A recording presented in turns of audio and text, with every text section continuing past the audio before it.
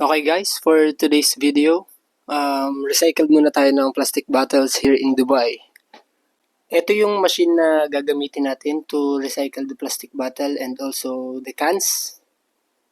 Hindi ko na na-videoan dito yung pag-start namin ng machine pero madali lang siyang gamitin guys. So you just need to press the start button located at the screen. Tapos yun, pwede mo nang ihulog yung mga bottles and cans. For each bottle or can, this machine will give you 10 Sparklo points and 2 Lulu points na pwede nyong magamit sa mga affiliates ni Sparklo like gasoline stations and supermarkets.